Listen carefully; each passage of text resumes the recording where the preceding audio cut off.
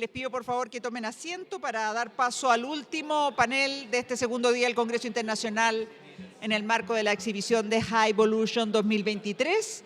Agradecemos a nuestros auspiciadores que permiten que estemos reunidos estos 3 días aquí en Santiago, a Sandein, a MAE, a AES Andes y Acelera by Cummins. Dicho esto, voy a dejar con ustedes a la moderadora de este panel que se titula Hidrógeno Verde, Realidad Latinoamericana, Europa y Resto del Mundo. Isabel Böse, ¿cómo es? No, de nuevo. Böse, bien, es alemán, yo de alemán nada. Isabela Böse, coordinadora de estudios de H2 Chile, a quien recibimos con un aplauso. Muchas gracias y muy buenas tardes. Bueno, en los últimos años, varios países han tomado pasos decisivos para desarrollar el mercado de hidrógeno verde. No obstante, el avance ha sido distinto de país en país. Además, se observa que el panorama actual es muy distinto a la situación cuando el sector privado empezó con los anuncios de las primeras iniciativas, de los proyectos, y también distinto a la situación cuando se anunciaron y se lanzaron las estrategias o hojas de ruta. Considerando los tiempos y costos, se comienza a visualizar algunas dificultades, ¿no es cierto?, para alcanzar el ritmo de las necesidades que tenemos para lograr nuestros compromisos de reducción de emisiones. Y esta ventana de oportunidad para posicionarse en el mercado internacional también está disminuyendo. Es un mercado competitivo. No obstante, abre una gran oportunidad para la cooperación entre realidades nacionales y locales, también para conectar a Latinoamérica y consolidar y establecer relaciones intercontinentales. Este panel busca justamente responder y explorar estas distintas realidades. Y para esto invito a María José Navajas Domínguez, quien es ingeniera comercial y posee un magíster en Administración de Negocios, cuenta con más de 20 años de experiencia dedicada a la gestión de redes y fomento productivo. Su experiencia en la región de Magallanes y Antártica chilena reside desde el año 2015. Fue directora regional de ProChile Magallanes y ejecutiva sectorial de la División de Fomento, Industria, Ciencia, Tecnología e Innovación del Gobierno Regional. Además, desde 2022 se desempeña como directora regional de la Cooperación de Fomento a la Producción Corfo Magallanes. Mucho gusto. Un aplauso. También invito a Mónica Bubinich López. Mónica es periodista licenciada en Comunicación Social y magíster en Ciencias Sociales. Cuenta con experiencia en el ámbito de las comunicaciones y relaciones internacionales y relaciones públicas en la Universidad de Magallanes. Actualmente trabaja en Total Eren como gerente de Asociación Asuntos Públicos del proyecto H2 Magallanes. Mucho gusto. Bienvenido. También invito a Federico Bernadelli, quien es licenciado en Ciencias Internacionales con un Master of Arts en Relaciones Internacionales de Europa y América Latina. Tiene 15 años de experiencia profesional trabajando para organizaciones internacionales, bancos multilaterales y gobiernos, justamente para la vinculación institucional. Actualmente trabaja como Senior Advisor en la Oficina de Relaciones Internacionales del Ministerio de Energía de Chile. Mucho gusto. A continuación invito a Mónica Gasca, quien está acá, justamente acompañándonos de manera remota. Mónica es economista con maestría en políticas públicas y cuenta con más de 8 años de experiencia analizando y desarrollando normativas y políticas públicas relacionadas con energías renovables y transición energética. Trabajó en el Ministerio de Minas y Energía de Colombia, donde también fue coordinadora de la misión de la transformación energética, la iniciativa de la geotermia y también de la estrategia de hidrógeno. También cuenta con experiencia en el sector privado y actualmente ejerce como directora de la Asociación de Hidrógeno de Colombia. Mucho gusto, Mónica. Y por último invito a Daniel Kamak, quien es ingeniero electricista con magíster en Ciencias de la Ingeniería, magíster en Administración de Negocios y además cuenta con estudios de doctorado. Posee una vasta experiencia en el sector de energía, tanto en el ámbito público como privado, y también en el sector de energía ha ocupado el cargo de viceministro de Energía en Perú y gerente de la División de Regulación de Generación y Transmisión en Ocinergemin. En la actualidad es Deputy Country Manager del grupo ENGIE en Perú y presidente de la Asociación Peruana de Hidrógeno. Bienvenido.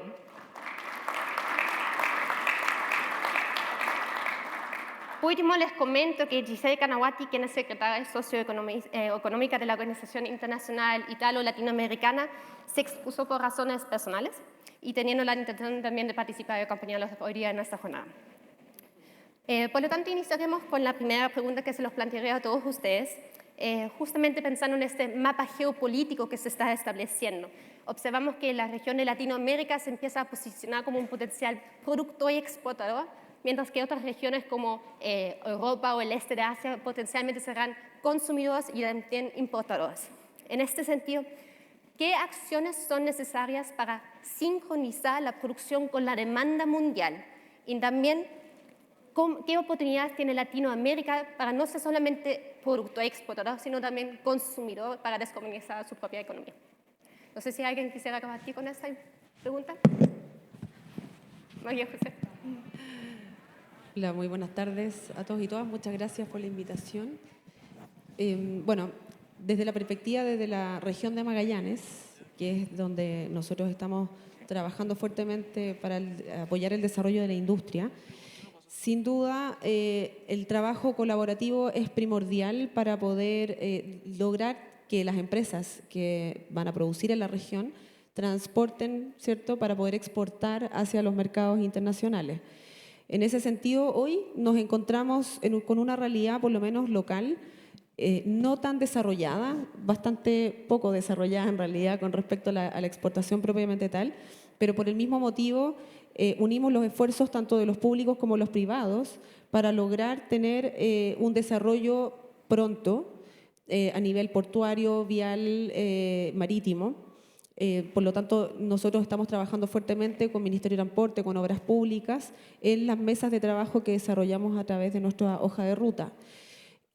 Compartir además esa, como dices tú, exportación que también pudiera quedar a nivel local, a diferencia de la región de Antofagasta, nosotros no tenemos una industria como Antofagasta tiene la minería, ¿cierto? Nosotros sí tenemos hidrocarburos, pero en mucho menor escala, pero sí lo que nosotros pretendemos es lograr llegar a ser un polo de desarrollo de investigación, un polo científico, donde por lo menos sí se pueda trabajar en los pilotos, en hacer pruebas, en elaborar distintos proyectos que nos permitan ser desarrolladores de conocimiento a nivel local para poder extenderlo hacia el resto de Chile.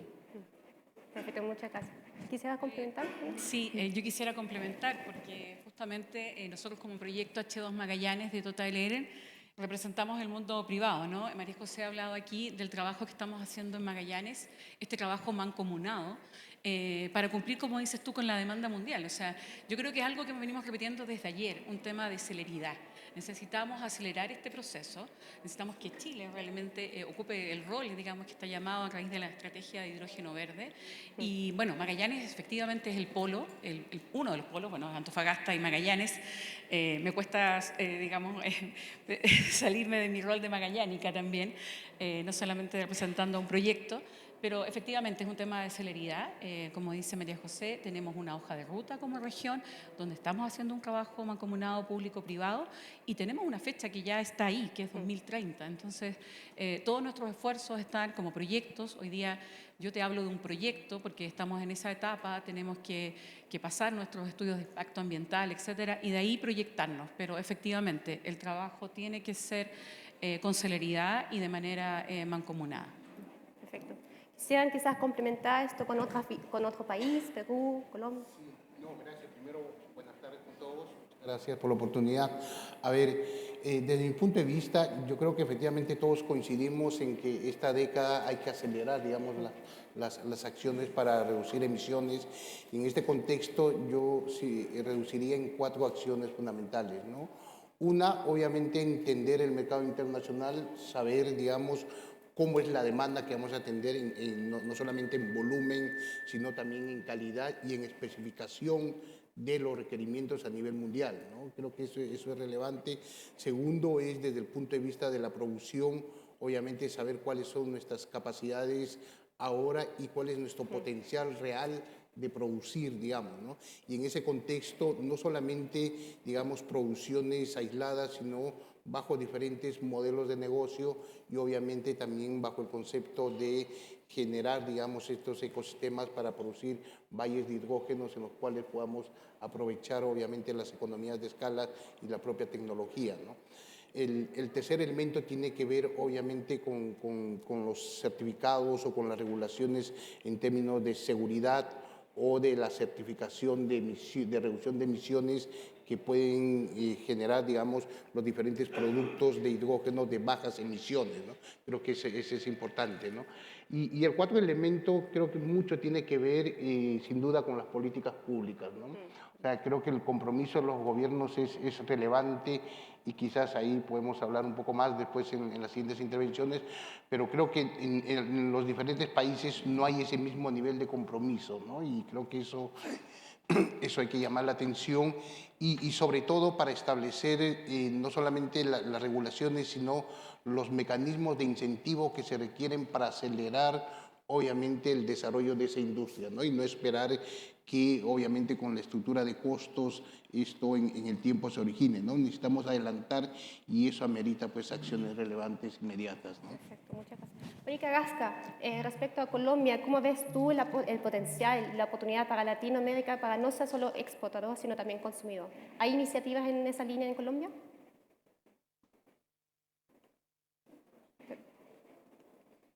Que tenemos dos oportunidades y esto yo creo que es para todo Latinoamérica. Tenemos una oportunidad de corto plazo que es exportar ese hidrógeno hacia Europa o hacia Asia. Y para esto lo que tenemos que hacer es actuar de una forma regional, coordinada, para saber cuál es ese hidrógeno que vamos a mandar, cómo son esas características que va a tener este hidrógeno.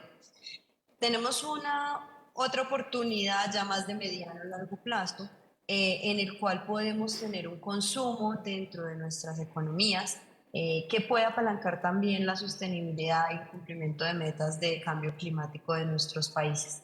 Lo que tenemos que hacer es empezar a identificar cuál es esa demanda que puede liderar en cada uno de los países y cómo vamos a incentivar esas industrias específicas que pueden dar el primer paso para empezar a consumir un hidrógeno sostenible o un hidrógeno más sostenible si ya lo consumen en sus procesos. Perfecto, muchas gracias. Justamente en ese contexto, entiendo que ustedes tienen ya publicado la hoja de ruta. ¿Cuál es el avance en la implementación de la Estrategia Nacional de Colombia?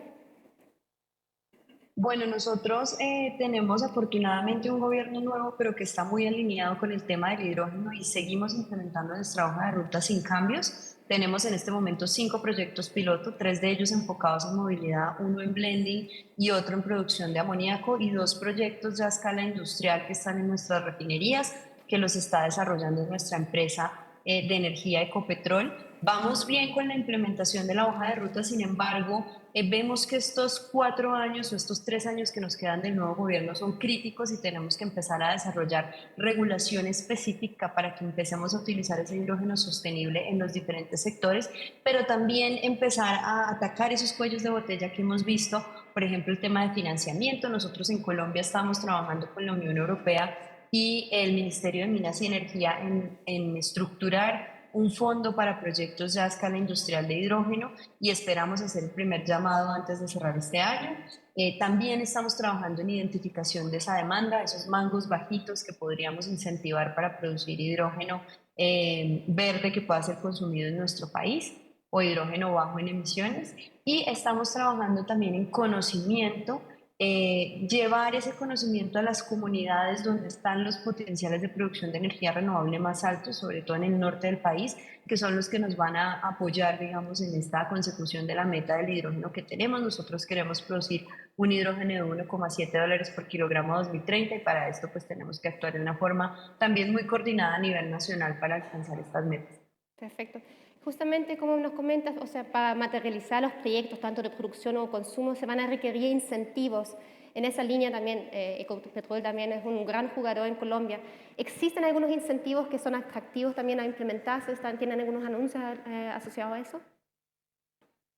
Bueno, nosotros en Colombia tenemos incentivos tributarios en nuestra ley de transición energética que dan disminución de hasta el 50% de renta, depreciación acelerada, exclusión de IVA, exención de aranceles.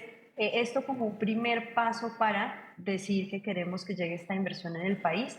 Ahora estamos trabajando muy fuertemente en tener el fondo ya que apalanque en diferentes etapas los proyectos de producción de hidrógeno ya en escala industrial y estamos trabajando también a través de una ley que se está tramitando en el Congreso que los beneficios tributarios también los tengan los derivados del hidrógeno como el amoníaco, el metanol y los combustibles sintéticos también para atraer inversiones en esto. Perfecto, muchas gracias. Eso es súper interesante también para nosotros en Chile.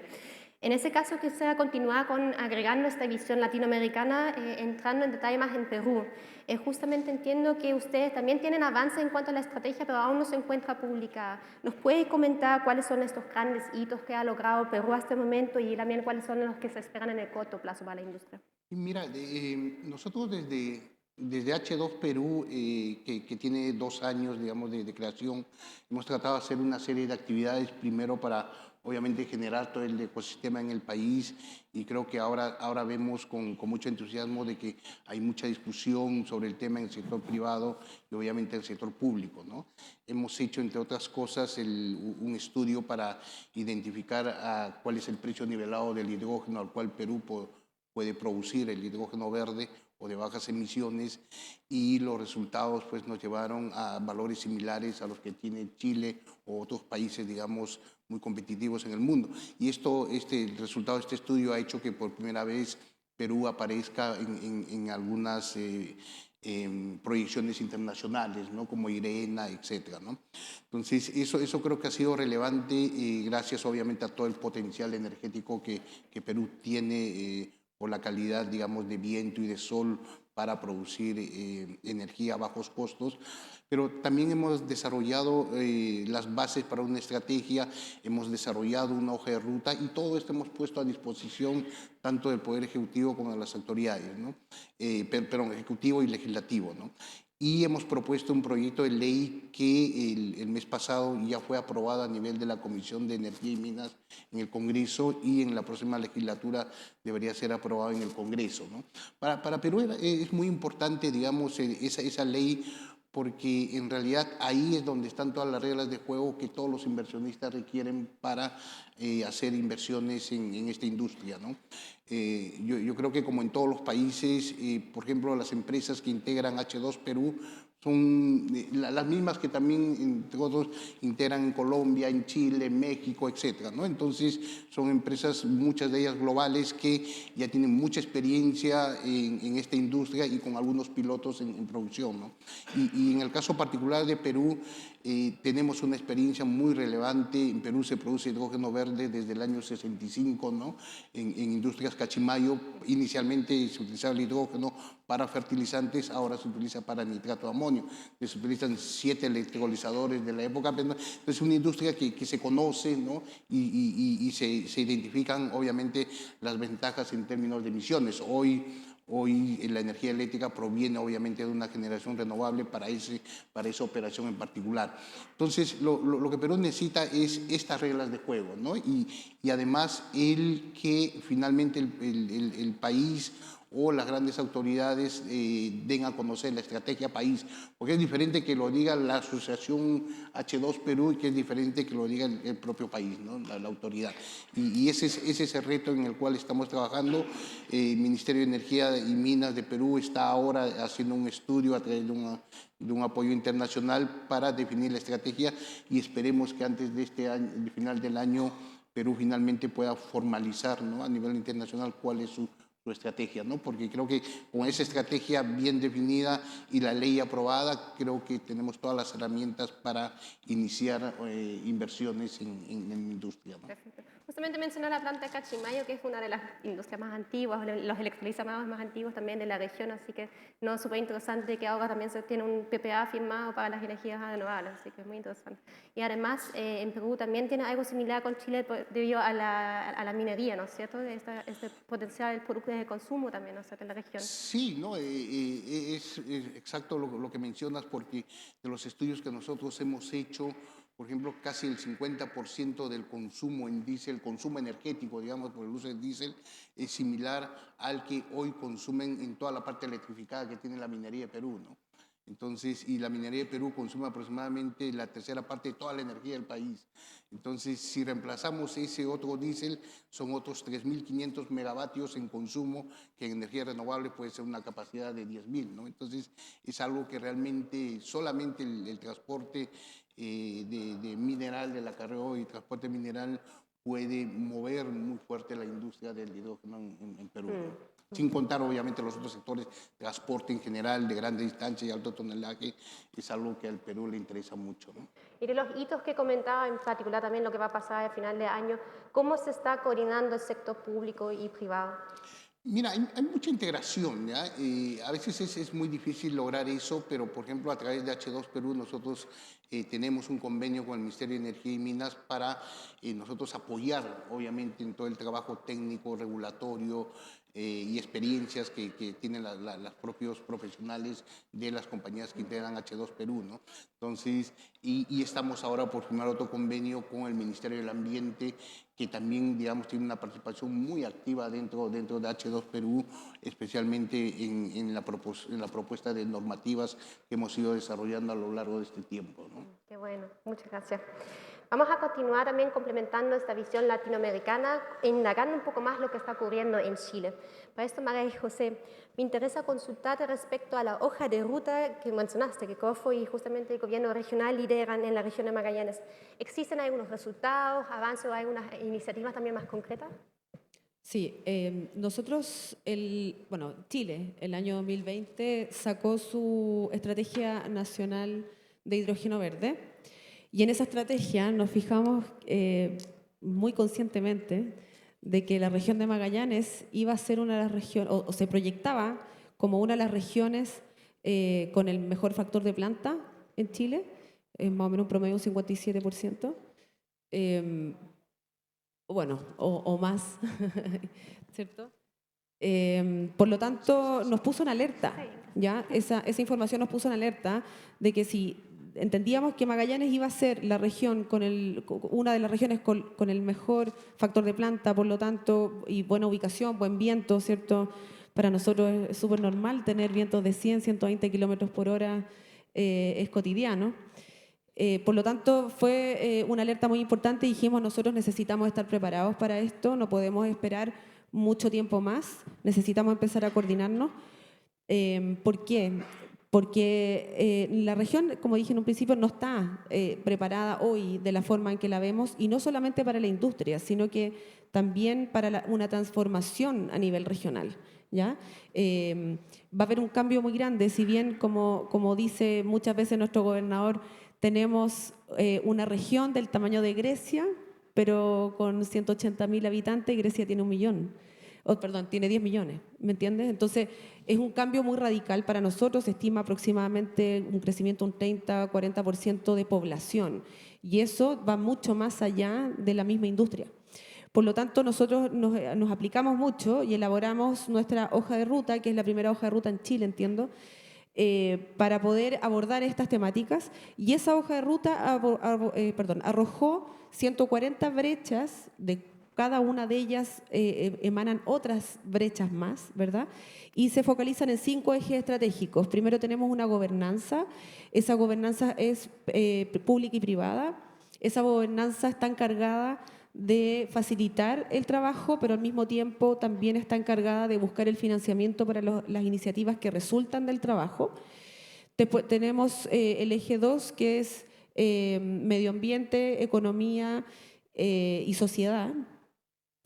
Esa temática es súper importante porque tenemos, por supuesto, el área medio ambiente. Nosotros somos una región que tiene sobre el 60% de sus áreas protegidas, ¿ya? Por lo tanto, hay un 40% apenas que hoy día se está sometiendo a zonificación del uso del borde costero. Por lo tanto, tenemos ahí también un trabajo intenso que hacer. Trabajamos colaborativamente en las mesas de trabajo con las asociaciones medioambientales. En términos económicos, tenemos que abordar sin duda los encadenamientos productivos.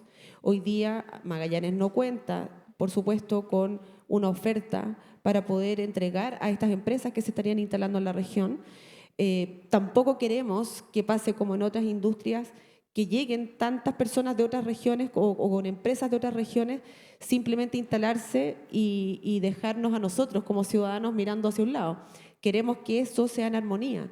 Queremos que estas empresas, no sé, por poner un ejemplo, que se puedan venir a instalar empresas desde Antofagasta con hacer un joint venture con empresas locales, ¿ya? Para eso también nosotros estamos trabajando fuertemente desde Corfo con las empresas pequeñas, entregando herramientas. Trabajamos mucho con la GIZ, con la Agencia de Cooperación Alemana, para poder elaborar estrategias que vayan y estudios que vayan acorde con la hoja de ruta, porque también nos ha pasado mucho que como estamos siendo una región que se está destacando, muchas personas, muchas empresas, entidades de todo tipo, públicos, privados, nacionales e internacionales, llegan con sus ideas y tratan de hacer cosas positivas por la región, pero sin preguntarnos. Por lo tanto, a veces llegan estas personas y yo digo, mira, tengo 140 brechas y de estas 140 necesito 50 estudios. ¿Por qué no trabajamos con los estudios que ya tenemos identificados en vez de que vengas con tu idea, que no es mala, pero tratemos de que sea aterrizada con la realidad regional, ¿ya? Y en ese sentido tenemos también, como te digo, la sociedad civil es muy importante. Nosotros en nuestro programa este año, en mayo, hicimos una feria de hidrógeno, más pequeña que esta, pero la hicimos solamente enfocada en la comunidad.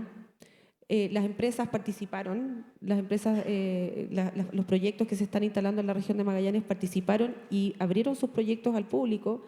Llegaron más de 700 alumnos donde pudieron entender qué es el hidrógeno, porque además que también hay mucho de falta de información y al mismo tiempo de fake news, ¿verdad?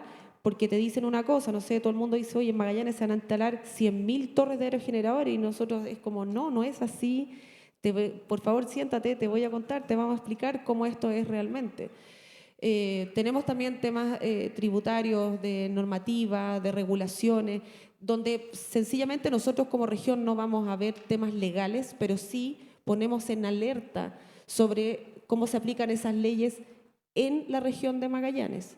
Voy a poner un ejemplo súper simple. Si nosotros no hubiéramos intercedido a nivel regional hace años atrás para que los barcos pudieran salir al mar, nosotros si nos guiáramos por la normativa que tiene el resto de Chile, Magallanes no podría ni un pescador.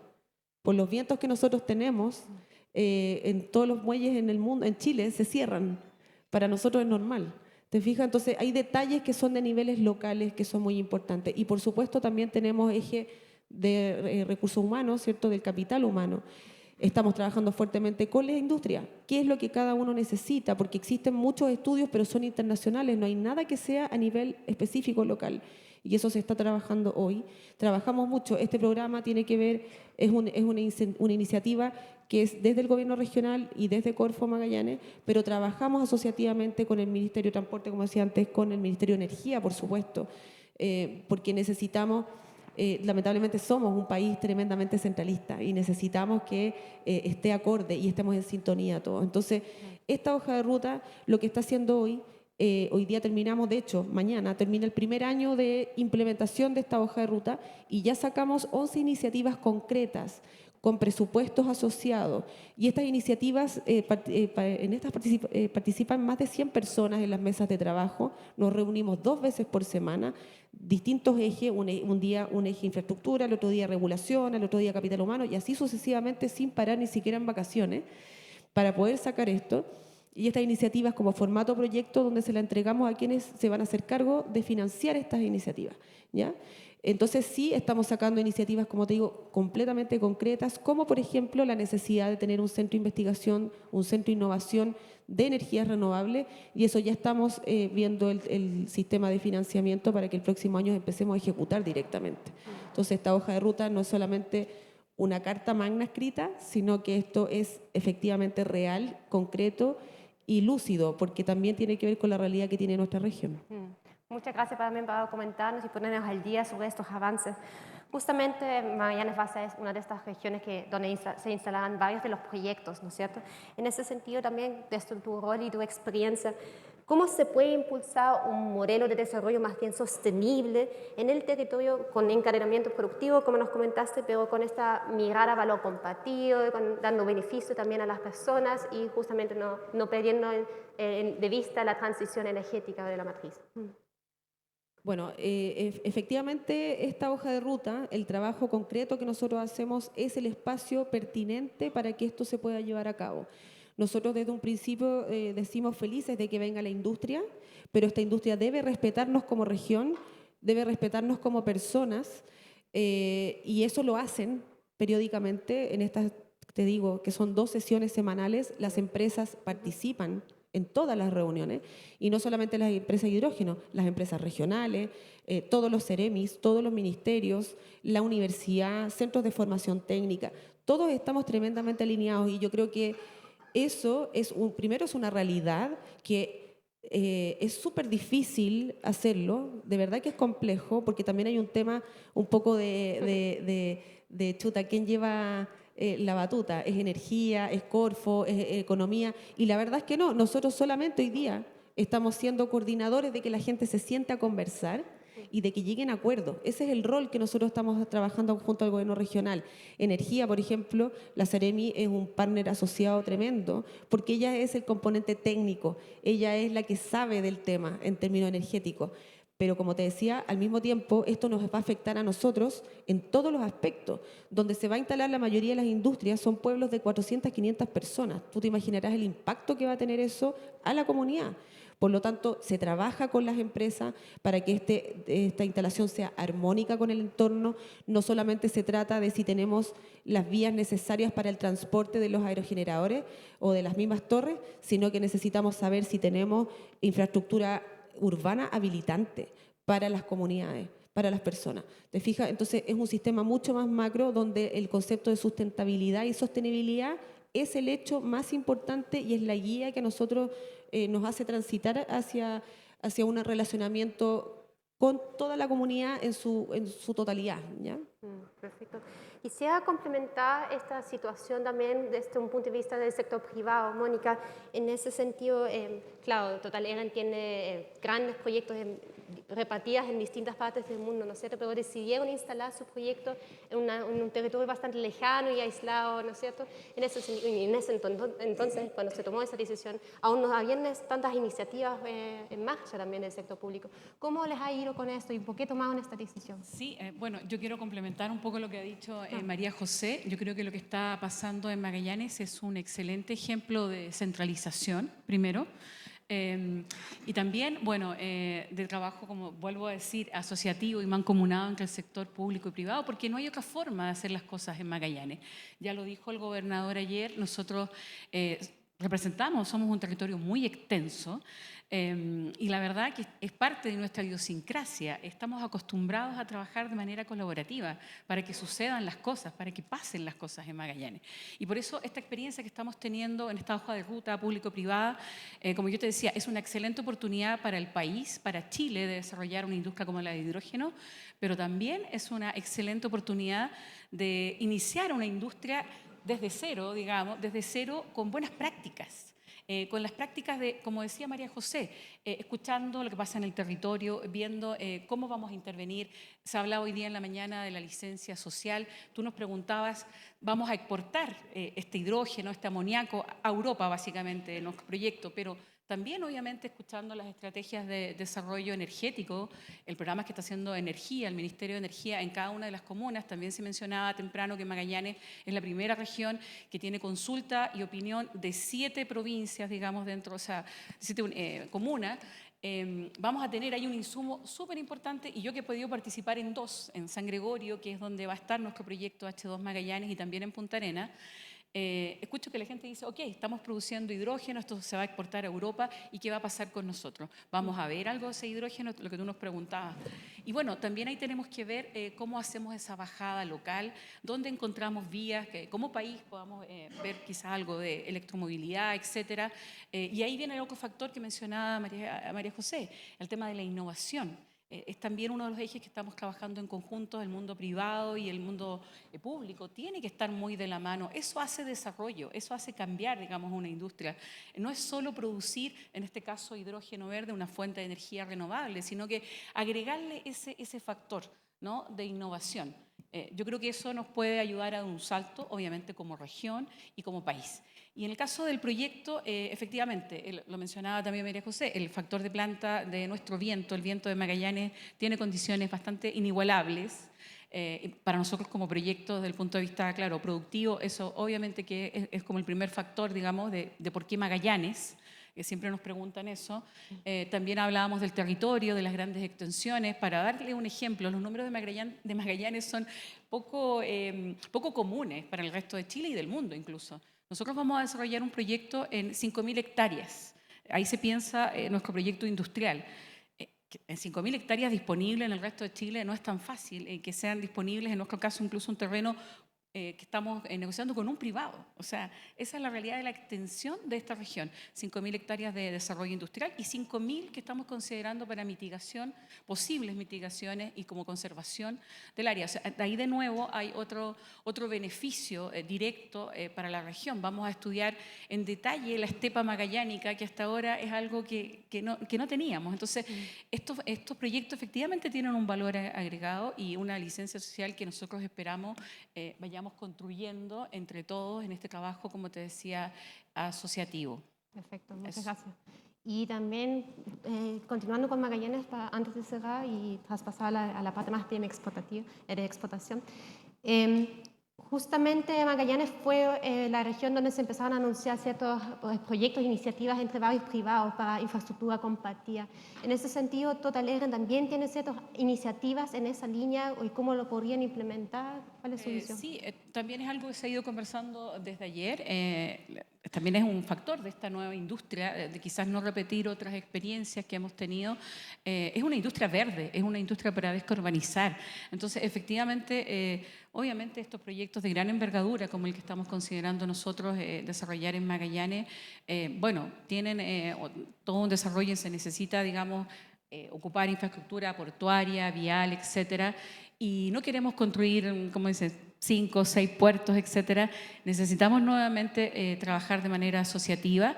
Nosotros como Total Eren somos parte además de una reciente asociación gremial que también es importante mencionar, que surge desde el territorio, desde Magallanes. Esta asociación justamente tiene, entre otras cosas, entre los factores comunes, objetivo, pensar y discutir, o sea, entre nosotros, los privados, cómo nos ponemos de acuerdo para desarrollar infraestructura que no impacte mayormente el territorio. O sea, debiéramos llegar a esos acuerdos. También estamos trabajando con el mundo público, estamos trabajando nosotros específicamente con ENAP, que también hay otro factor ahí, porque Magallanes, nosotros hemos sido una región que tradicionalmente se dedicó a lo que es la producción de hidrocarburos, de petróleo, gas, y hoy esperamos dar este paso de transición energética a energías más renovables como el hidrógeno, y esperamos que ENAP nos acompañe en ese camino, en ese proceso. Ellos así lo han manifestado, y un acuerdo que nosotros firmamos hace poco para trabajar en uno de los puertos, que es el sector de Bahía Laredo, y bueno, esperamos seguir creciendo justamente en este tipo de acuerdos,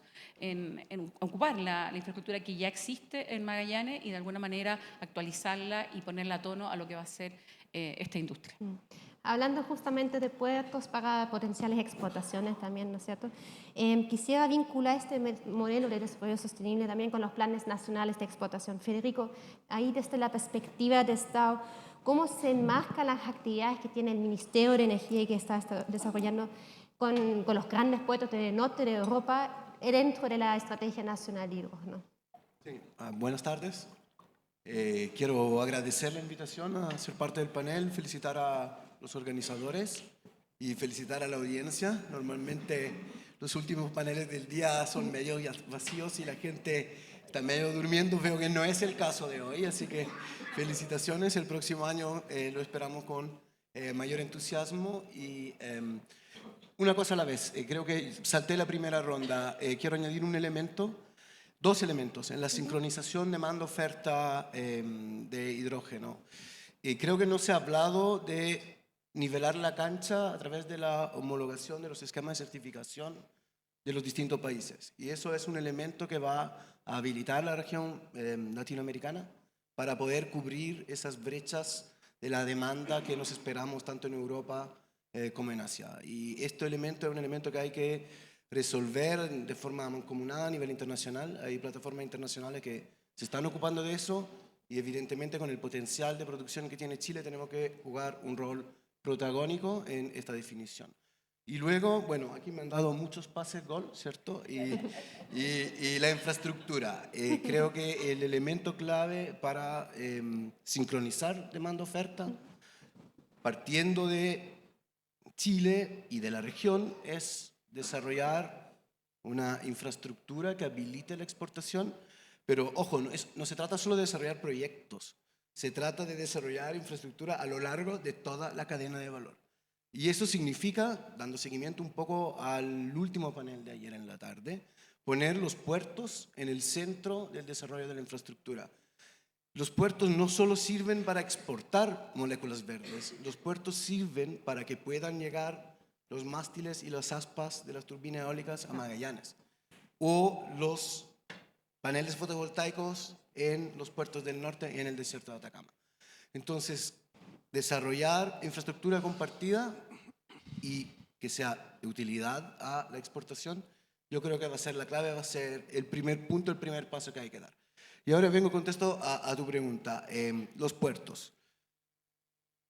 Tenemos como Ministerio de Energía acuerdos, memorándum de entendimiento con los 3 mayores puertos de Europa, Rotterdam, Amberes, Brujas y Hamburgo. Y eso viene, digamos, desde una visión que hemos tenido desde el Ministerio, no solo durante esta y la presente administración, sino que viene de la administración anterior. Y eso también va en la línea en el discurso inaugural del ministro Pardo ayer, cuando hizo un reconocimiento a la visión y la Estrategia Nacional de Hidrógeno que se planteó en 2020 y que fue recogida por la presente administración, y evidentemente se quiso ampliar el foco hacia algunas aristas de impacto social, impacto ambientales que no han sido abordadas de la manera quizás adecuada en los primeros años. MOU con los puertos. ¿Cuáles son nuestros objetivos? No son MOU comerciales, eso hay que ser claro en esto. El rol de los privados es el rol de la inversión privada.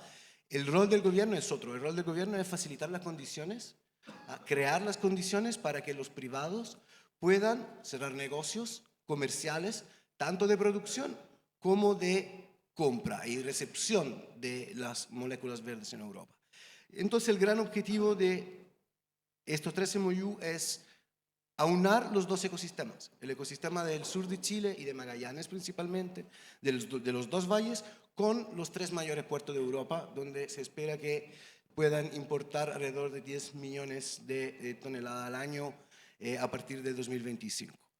Tenemos otro gran objetivo en el tema de puertos, que es replicar las buenas prácticas en materia de infraestructura compartida, tanto en el sur como en el norte de Chile, cuando se trata de construir nueva infraestructura, pienso sobre todo en Magallanes, o reconvertir infraestructura existente, pienso sobre todo en Mejillones y Antofagasta.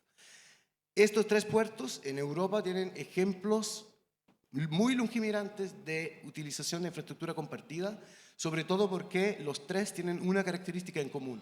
Están muy cercanos a las ciudades que los albergan.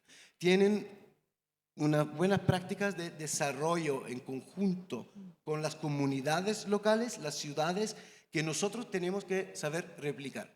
Y es por eso que estamos en conversaciones, evidentemente, con estos puertos. Recibimos, el año pasado, 2022, recibimos 4 visitas comerciales de delegaciones del puerto y delegaciones comerciales de los stakeholders privados a Chile. Lo llevamos tanto al norte como al sur. Nosotros este año fuimos a visitar los 3 puertos. Tenemos una relación muy estrecha, digamos, de colaboración. Perfecto, muchas gracias por comentarnos. También he escuchado del Ministerio de Energía ciertas iniciativas respecto a corredores verdes. ¿Nos puedes detallar un poco más lo que significa, qué se implica y qué estado de avance tienen estas iniciativas? Sí. Este es una línea de trabajo que me enorgullece personalmente y también a nivel de equipo y de ministerio. Estamos logrando posicionar a Chile como champion en lo que se trata de corredores marítimos verdes.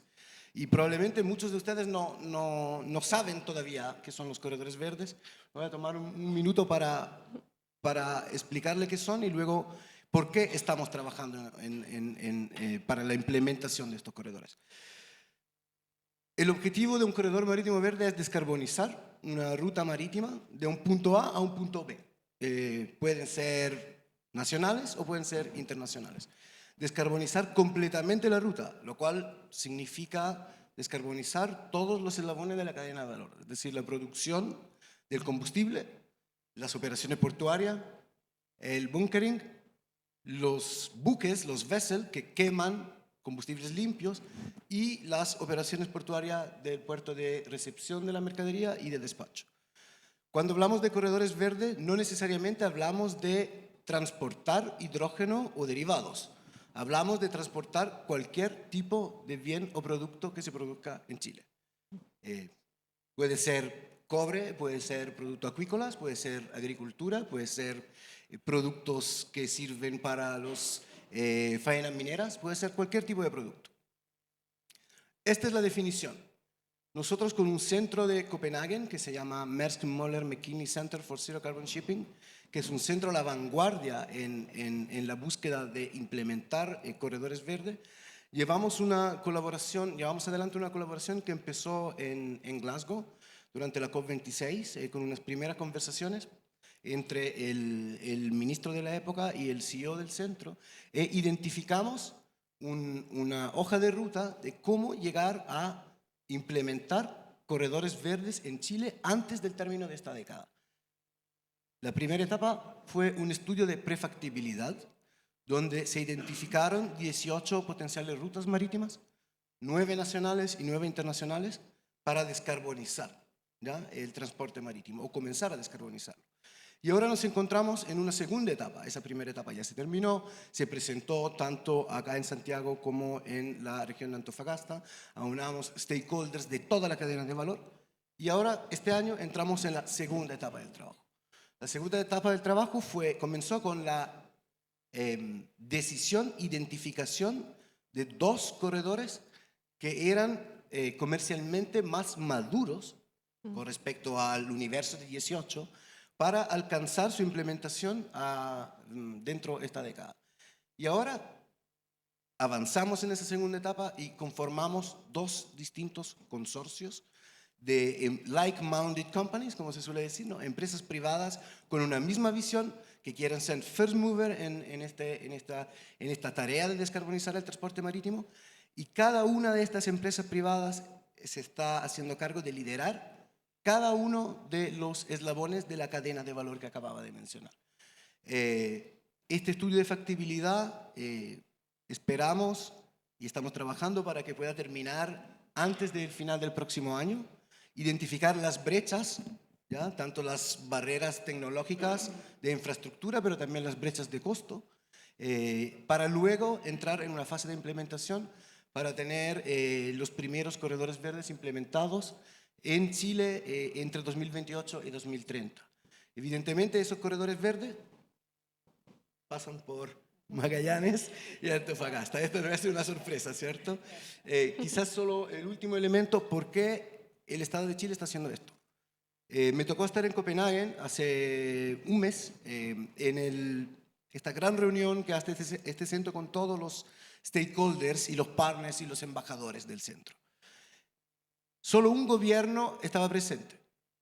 Todos los demás eran actores privados, organizaciones internacionales, ONGs. El único gobierno que estaba presente era el gobierno de Chile. Y eso fue muy indicativo y fue una lección aprendida para mí, porque todo el mundo me preguntaba cuál era el compromiso y por qué el gobierno de Chile estaba tan comprometido en implementar esta línea de trabajo.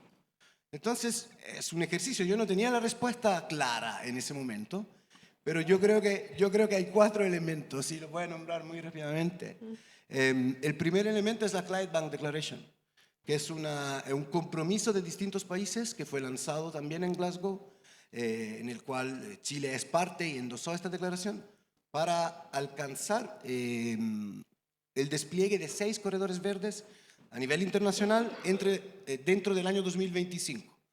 Creo que es un poco ambiciosa como meta, creo que no lo vamos a lograr sinceramente, pero sí de acá a 2030 vamos a lograr, y vamos a lograr más de 6. El segundo elemento es la ley de cambio climático, que se aprobó el año pasado. El 3%, alrededor del 3% del transporte marítimo internacional, de las emisiones de gases de efecto invernadero, dependen del transporte marítimo internacional. Y por otro lado, el 95% del comercio internacional de Chile pasa a través del transporte marítimo. Lo cual es indicativo que si queremos alcanzar la carbono neutralidad a 2050, como la ley nos obliga ahora a hacerlo, tenemos que evidentemente empezar y considerar también este sector. Y luego hay dos elementos mucho más inmediatos. Uno es la Agenda de Energía 2022-2026, que tiene un inciso, un numeral dedicado a la descarbonización del transporte marítimo. Y el último es, que ya no me lo recuerdo, el último lo tengo acá anotado, ya se lo digo. El último es evidentemente la estrategia que se lanzó en 2020 de hidrógeno verde para el fomento de la demanda local. Uno de los elementos, junto a los fertilizantes, a los explosivos, a la minería, es la descarbonización del transporte marítimo. Ya, perfecto. Muchas gracias. Oye, no, súper importante también descarbonizar el transporte marítimo, pensando en las operaciones portuarias que vamos a tener en Magallanes, Antofagasta también, y para poder hablar también de la reducción de emisiones y poder venderlo también en los mercados europeos, por ejemplo. Quisiera continuar hablando de exportación, pero de otro país. En Colombia entiendo que también existen ciertas visiones más bien exportadoras. ¿Nos puedes comentar si es que, cómo lo están implementando? ¿Existen iniciativas que están diseñando algún plan para la exportación de combustibles verdes en Colombia? Mónica Gascar. Bueno, nosotros estamos haciendo en este momento un análisis de los puertos existentes porque nuestra hoja de ruta establece que a partir de 2030 podríamos exportar hidrógeno verde y es lo que queremos llegar a cumplir. Entonces se está realizando desde el Departamento de Planeación Nacional un análisis de cuáles son esos puertos que tenemos disponibles. Colombia es un país muy privilegiado porque tiene acceso a los dos océanos, podemos salir por el Caribe o por el Pacífico y queremos saber cuáles son esas extensiones o esas adecuaciones de los puertos que tenemos que hacer para poder exportar el amoníaco en este momento, que es lo que estamos viendo más probable, hacia Europa o hacia Asia. También estamos habilitando toda la parte norte del país, del departamento de La Guajira, que es donde Colombia cuenta con la tierra disponible y los mayores factores de carga para las plantas eólicas y solares en el país. Estamos habilitando las consultas sociales con el gobierno. Queremos que este departamento, digamos, que vea las posibilidades que tiene de producción de hidrógeno. Allí podremos producir un hidrógeno muy competitivo y también se está analizando si hay posibilidades de tener un puerto en el departamento de La Guajira que nos permita hacer la exportación un poco más rápida. Para esto, desde la asociación estamos trabajando en todo el tema de conocimiento, llegar a estas comunidades indígenas con el conocimiento de qué es el hidrógeno y por qué es el siguiente paso para la transición energética, para que cuando lleguemos a instalar estos proyectos que van a estar dedicados a exportación, ellos vean cuáles son los beneficios y estén incluidos dentro de todo el proceso de producción del hidrógeno. Entonces sí estamos haciendo, digamos que la evaluación de infraestructura que necesita el país para habilitar esa exportación después del 2030. Perfecto, muchas gracias. Sí, entiendo que van a hacer también infraestructura portuaria nueva y también nuevamente conectando la sensibilidad para la ciudadanía y las comunidades va a ser muy relevante para esto. No sé si quiere comentar también respecto a Perú. Sí, claro. A partir de la Mira, estrategia, quizá. en Perú actualmente, obviamente ya hay muchas conversaciones entre diferentes compañías, se están formando consorcios, ¿no? Justamente porque están viendo que la primera etapa del hidrógeno va a ser efectivamente la exportación, ¿no? Ya sea en la forma de amoníaco o como hidrógeno líquido, ¿no? Pero es importante, pues hacía referencias al inicio de mi participación de las leyes, porque en Perú tenemos una historia muy relevante con la industria del gas natural, ¿no? O sea, realmente Perú tardó mucho en poner producción el gas natural, cerca de 20 años históricamente, debió haber entregado Camisea 20 años antes, por la única discusión de que el mercado interno o la sociedad no entendía cómo la exportación, digamos, del gas iba a contribuir al desarrollo de la propia industria interna, ¿no? Entonces, el día que logramos transmitir eso, el día que logramos convencer, realmente la industria entró en producción, ¿no? Y la realidad ha demostrado que efectivamente es así, ¿no? O sea, no se hubiera podido desarrollar toda esa infraestructura porque la economía de escalas que pone la exportación, en este caso el gas natural, fue relevante para desarrollar las plantas de liquefacción o las plantas de separación de gas, que son infraestructuras de mucha inversión y de gran tamaño, ¿no? Entonces, creo que lo mismo, por eso es importante en esta discusión del hidrógeno, de que efectivamente, y creo que se ha comentado también, no perder de vista cómo se va a abastecer el mercado interno. Hay muchas empresas que están viendo la exportación, pero si al mismo tiempo no logramos que en ese mismo periodo se pueda desarrollar la industria local del hidrógeno, o los problemas sociales van a volver a aparecer, ¿no? Entonces, creo que sí, y esa es parte de la estrategia que el gobierno tiene que definir, ¿no? Demostrar con claridad, porque se comienza a implementar la infraestructura y después no te dejan exportar. Es un problema, ¿no? Obviamente que hay que anticiparlo, ¿no? Entonces, eso creo que desde el punto de vista regulatorio y de experiencia peruana es relevante, ¿no? Y además quería hacer un comentario adicional. Creo que, de hecho, digamos, visto todos los avances que, por ejemplo, Chile tiene en términos de estos acuerdos marítimos, etcétera, pero creo que el mercado internacional es tan grande que hay espacio, digamos, para tener un trabajo mucho más integrado a nivel de Latinoamérica, ¿no? Y eso yo particularmente no lo estoy viendo, ¿no? O sea, no hay, por ejemplo, conversaciones entre líderes de los países, ¿no? De cómo tener una estrategia conjunta para desarrollar el hidrógeno, ¿no? Cada uno lo está haciendo, digamos, a su manera y de manera aislada, ¿no? Pero no se están aprovechando todas estas otras experiencias que hay en los otros sectores, o las cosas que ya el pasado ha dado las otras industrias que se han ido desarrollando, ¿no? Entonces creo que eso aprovecho, digamos, como un llamado de atención, porque creo que es importante que conciliemos no solamente certificaciones, digamos, de productos, ¿no? Sino sobre todo de líneas de acción y de estrategia, ¿no? Quizás ahí comentar, entiendo que Perú y Chile tienen una hoja de ruta binacional respecto a el uso de hidrógeno en la minería. Quizás eso podría ser una iniciativa más bien de cooperación, pero claramente existen mucho más posibilidades también, y obviamente nosotros hemos empezado a mirar más bien al lado para ver cómo ha sido el avance. Pero es una, gracias por referir eso, porque es obviamente una estrategia, pero más derivada del propio sector privado, ¿no? No de las autoridades, ¿no? Y esa es la parte que es la que falta, ¿no? Perfecto, muchas gracias. Quisiera concluir con el panel rescatando quizás los mensajes claves que quisieran compartir con la audiencia, los desafíos que quedan por atender. María José, no sé si quisieras compartir. Sí. Bueno, primero, gracias nuevamente por la invitación. Para nosotros es importante difundir el trabajo que estamos haciendo. Mientras más personas sepan de lo que estamos trabajando, más van a poder entender cómo funcionamos, y por supuesto en ese sentido son todos bienvenidos a colaborar. Y para esto los voy a invitar a la página www.h2bmagallanes.com. Esa es la página de la hoja de ruta del programa Transforma Regional Hidrógeno Verde Magallanes, y en esa página está todo. Está la hoja de ruta completa, están todos los avances, la información, las reuniones que hemos sostenido, los programas, etcétera. Toda la información que ustedes, si están interesados en saber sobre los avances de este trabajo en la región, la van a encontrar en esa página. Muchas gracias. Mónica Gubinis.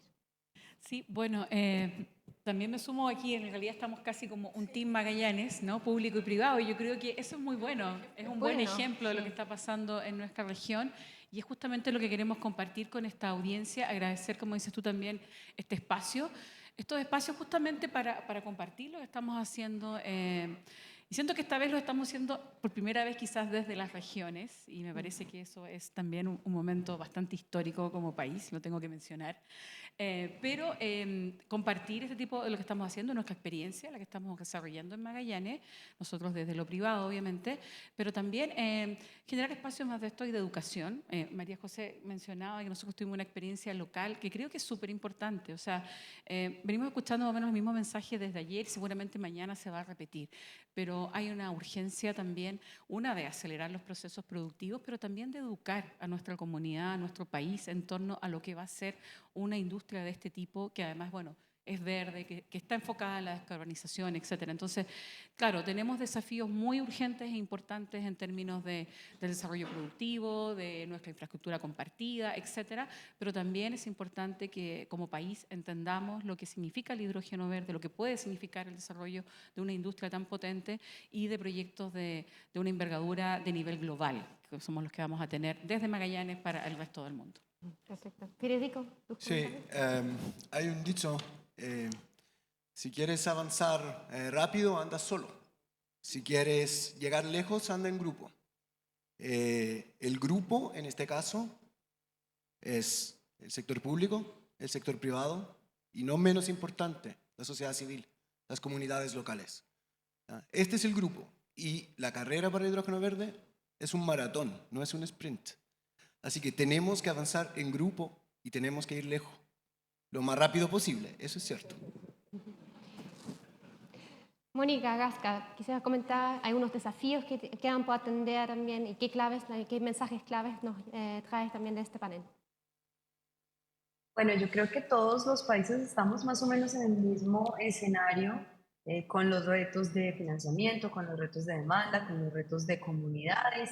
Y mi mensaje para cerrar el panel sí es, realmente tenemos que empezar a trabajar como región, tenemos que unirnos y para esto las asociaciones tenemos una gran oportunidad, como decía Daniel, muchos de nuestros asociados están en las asociaciones de Perú, de Chile, de Colombia, entonces sí debemos encontrar esos espacios en los cuales compartamos esas estrategias que estamos desarrollando para mitigar un poco estos riesgos que estamos viendo en estos cuellos de botella y poder movernos un poco más como región, no tan solo en certificaciones, sino en los otros temas que vemos que son claves para realmente materializar este mercado y este gran potencial que tiene la región de convertirse en una región exportadora de hidrógeno verde. Perfecto. Por último, Daniel, ¿quisieras comentar? No, solo agregar al grupo que mencionaban a la academia, ¿no? No hay que olvidarnos a la academia porque obviamente van a producir los profesionales que necesitamos en esta industria, ¿no? Y quizás un mensaje derivado de una experiencia que hemos tenido hace unos 15 días probablemente en Perú, donde creo que todos podemos aprovechar de la experiencia de las otras empresas o de los otros países, etcétera, ¿no? Mira, la experiencia de Industrias Cachimayo, mucha gente no lo sabe, pero es una realidad tremenda, ¿no? Y en Perú, por ejemplo, hicimos la visita a la planta de Cachimayo con todos los asociados de H2 Perú y es otra cosa, ¿no? O sea, cuando uno llega a la planta y ya no te han contado, tú ves ahí los electrolizadores, ves la producción de hidrógeno, nitrato, ácido nítrico, producción de amoníaco, etc. O sea, ves todo en realidad como que es una planta en operación. Obviamente les enseña a todos los que quieren hacer operaciones con hidrógeno, ¿no? Entonces, eso que hemos aprendido entre todos, por ejemplo, debíamos aprender de las otras experiencias, ¿no? Magallanes, sin duda, va a ser una operación, o ya es, digamos, una operación súper relevante, pero creo que todo eso tenemos que dar a conocer, ¿no? Es importante saber que hay una página web importante. Esto tenemos que aprender y tenemos que afianzar más, ¿no? Perfecto, muchas gracias. Bueno, con esto cerramos la jornada de Highvolution, ¿no es cierto? Muchas gracias también a todo compartir su perspectiva, su experiencia. También les agradezco a la audiencia por su atención. Muchas gracias. Muchas gracias también a Isabela por la moderación de este panel con el que damos por concluido este segundo día de este Congreso Internacional de la Industria del Hidrógeno Verde. Les esperamos mañana a las 10 horas con el panel número 9 titulado Oportunidades financieras disponibles para empresas vinculadas al hidrógeno verde. Hasta mañana, que tengan un buen regreso a casa. Buenas tardes.